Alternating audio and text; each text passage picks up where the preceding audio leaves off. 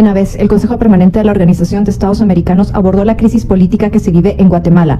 Con 29 votos a favor, una abstención y el voto en contra de este país, de nuestro, se aprobó una resolución en la que se solicita al secretario general Luis Almagro invocar al artículo 18 de la Carta Democrática Interamericana y determinar si se requiere o no convocar a una reunión de consulta de los cancilleres. La crisis también es tema de debate en estos momentos en el Parlamento Europeo, que impondrá sanciones a particulares.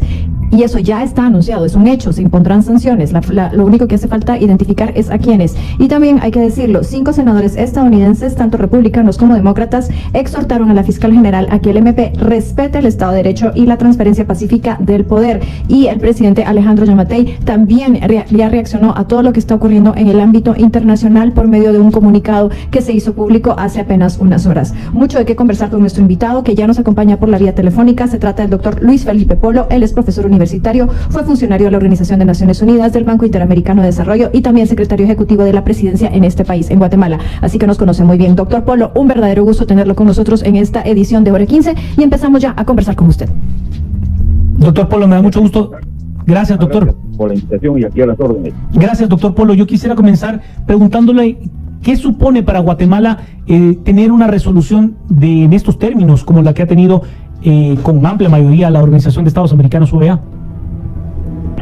Bueno, Juan Carlos, supone lo que está pasando en Guatemala, acumulando una vez más una gran vergüenza a nivel internacional, porque al final somos el único país en América Latina que está jugando realmente el futuro no solamente del país, sino del sistema democrático. Es decir, no se ha visto, que yo recuerde en los últimos años, ni siquiera en las peores épocas del fujimorismo en Perú, que la Organización de Estados Americanos se haya reunido ya, como bien dice Beatriz, 9 veces, y eso todavía seguramente tiene para más, a tratar un tema como lo que está pasando en Guatemala. Es una gran vergüenza, pero necesaria, además, ¿no? Es necesaria por la presión que se tiene que hacer.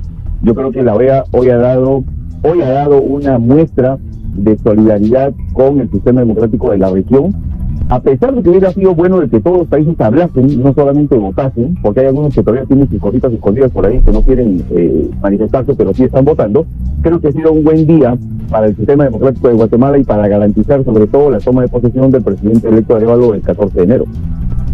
Doctor Polo, quisiera leerle parte de lo que expresa en su comunicado el presidente Alejandro Yamatei, que sale, según él, en defensa de guatemaltecos, a los que se les está vulnerando de alguna manera habla del debido proceso, pero me voy a referir a esto específicamente. Denuncio la manipulación mediática y política de algunos miembros del gobierno de Estados Unidos contra Guatemala en detrimento de una buena relación bilateral, razón por la cual solicito a miembros de ambas cámaras del Congreso de los Estados Unidos para que, en ejercicio de su labor de vigilancia y supervisión, llamen al Departamento de Estado a rendir cuentas sobre su actuar hacia Guatemala. Esto, por supuesto, pareciera ser una respuesta a la decisión adoptada ayer del retiro de 300 visas, de al menos 300 visas, de las cuales sabemos que por lo menos 100 son de diputados. ¿Cómo ve esta reacción del gobierno de Guatemala a un mes y 2 días de que debe de entregar el poder? Bueno, yo creo que es una reacción demasiado provocadora de parte del presidente Yamatei. Al final, él dice de que respeta la institucionalidad y respeta las autonomías, no debe de asumir una posición de defensa, no solamente de una decisión de Estados Unidos de cancelar una visa, que es su decisión, al margen de toda la situación. Él da visas a quien quiere y quita a quien quiere. Es decir, no debería de haberse pronunciado de esta forma, y mucho menos solicitar al Departamento de Estado una especie de investigación o auditoría o sanción o llamada de atención a los representantes de la Cámara de Senadores y de la Cámara de Representantes por la actuación que están haciendo. Recordemos que aquí sí hay independencia de poderes y nunca el Departamento de Estado va a sancionar ni va a llamar la atención por iniciativas de sus congresistas, sobre todo cuando se trata de defensa de la democracia. Yo creo que es una reacción hepática, totalmente compulsiva, no entonada con lo que está pasando, y yo creo más bien que la posición del presidente debería de ser un poco lo que hoy el canciller dijo, que están apoyando la democracia, que hay una etapa de transición y que se van a respetar los resultados. Más allá de esto, no debería de pronunciarse. Por último, deberían de ser el Congreso guatemalteco quien tenga un pronunciamiento por la sanción 100 diputados quitándole la visa, pero no el presidente, porque son poderes autónomos que no deberían meterse a defender al Congreso. Ahora bien, y esto ocurre exactamente en el mismo momento en que una comisión bipartidista, entre las cuales destaca el senador republicano Marco Rubio, lanza un llamado directo al Ministerio Público de Guatemala en decirle, aquí se debe permitir la transición.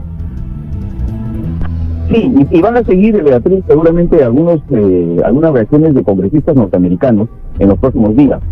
Cuanto más se acerque la fecha para el 14 de enero, yo creo que la posición del Congreso norteamericano, del propio Ejecutivo norteamericano, de la Unión Europea, de otros países de América Latina, va a seguir muy expectativa de lo que va a pasar en Guatemala.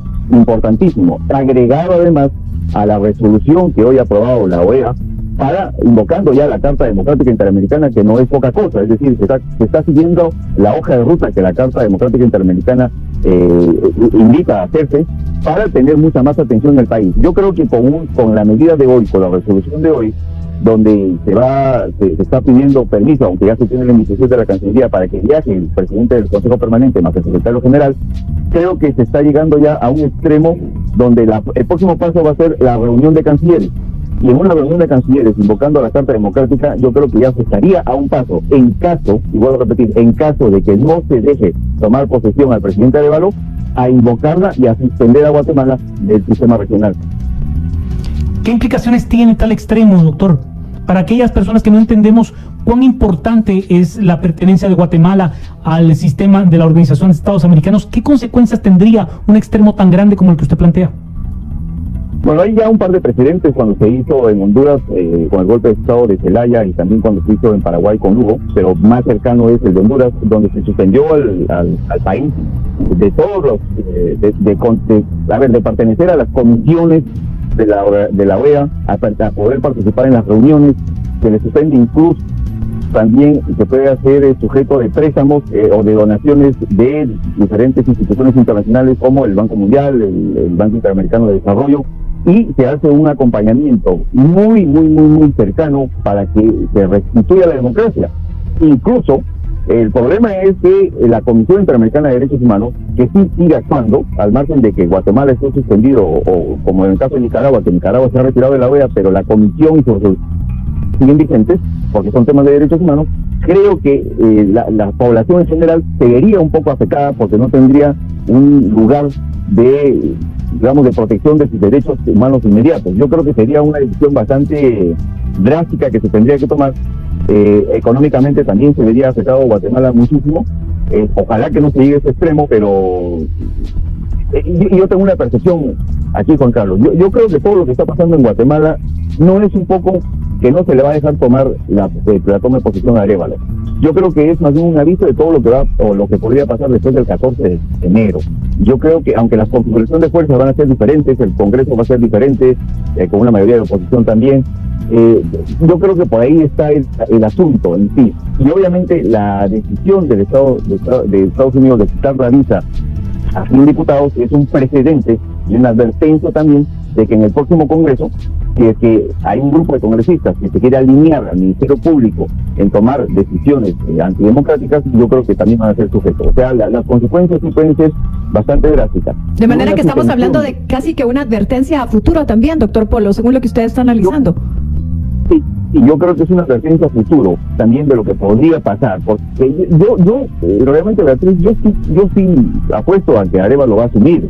Yo no creo que en general las autoridades guatemaltecas, el Tribunal Supremo Electoral o el Poder Ejecutivo impidan una gestión de mando de esta naturaleza. O sea, yo lo dudo muchísimo, pero yo sí creo que es un camino que están preparando para todo lo que se le puede venir a Arévalo después del 14 de enero.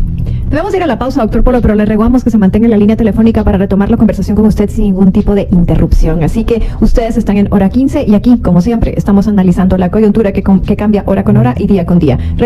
Se quitó hoy la máscara el presidente Yamatei porque él ha jugado a esta historia de yo estoy cumpliendo con todos los ordenamientos, he invitado personalmente a la Organización de Estados Americanos a que sea garante del proceso de elecciones y que sea garante del proceso de transición. Hoy el mismo canciller Búcaro hablaba acerca de cómo el gobierno de Guatemala está dejando un precedente de cómo se debe hacer el proceso transicional entre un gobierno y otro, pero se quita hoy la máscara el presidente Alejandro Yamatei, quien dijo, y se lo trato de poner entrecomillado, que ese tipo de listas que no valen nada, y ahí cierro comillas, pero hoy parece que valen algo, doctor Polo. Es que yo creo, Juan Carlos, que hay un doble discurso desde el gobierno de Guatemala, ¿no? Por un lado, hay un discurso ante la tribuna, digamos, de la OEA, donde todo está caminando bien, donde son recibidos muy bien los funcionarios de la OEA, pero por el otro lado está el discurso político, interno, aquel que es cómplice de quienes quieren dañar el sistema democrático en Guatemala. Yo no creo que se haya quitado la careta, yo creo que es la misma careta, más bien, con un discurso tal vez mucho más sincero, porque realmente cualquier gobierno que esté bajo una situación como la de Guatemala, que defienda la democracia, lo que debe de hacer es fortalecerla más bien, no continúe, pero no se está haciendo absolutamente nada. Entonces yo creo que este doble discurso del gobierno guatemalteco no le hace nada bien ni a la democracia, ni siquiera al propio presidente, que le queda un mes para salir y debería de salir pues, con mejores honores y no con los peores honores. Doctor, ahora bien, doctor, ¿a quién le dirige un comunicado de esta? ¿En quién está pensando cuando escribe un comunicado de estas características, en donde básicamente le está pidiendo al Departamento de Estado que reevalúe su postura? ¿A quién le está hablando en realidad el presidente Giammattei? Bueno, yo creo que le está hablando no solamente al gobierno de Estados Unidos, sino a todos los gobiernos de América Latina e incluso a los gobiernos de Europa, ¿no? Lo que pasa es que Estados Unidos ha sido el que ha confrontado de una manera directa y ha tomado acciones antes que el resto de los países. Si nosotros hacemos una revisión rapidita de todo lo que han podido haber hecho los países, solamente los países se han quedado en comunicados, en anuncios de sus gobiernos, en los propios presidentes que están velando por la situación de Guatemala, pero ninguno ha tomado acciones como ha tomado Estados Unidos. Entonces básicamente es contra ellos. Ahora, en el tema de relaciones internacionales, digamos, dentro del derecho internacional público, pues son las cancillerías las que deben tener un tipo de comunicación, y no desde la presidencia lanzar un comunicado totalmente abierto, a ver quién la agarra, quién no la agarra, evidenciando sobre todo que hay un mal manejo de las relaciones internacionales en el país. Entonces yo creo que también hay, por ejemplo, un comunicado de esta naturaleza no es dentro del respeto de las relaciones internacionales, sino más bien dentro de una reacción hepática política que un presidente está teniendo. Porque por otra parte no podemos esperar que el Departamento de Estado salga a decir, ay, mire, sí, disculpe, presidente Giammattei, nos estamos extralimitando y vamos a retroceder un poco en las acciones que hemos emprendido.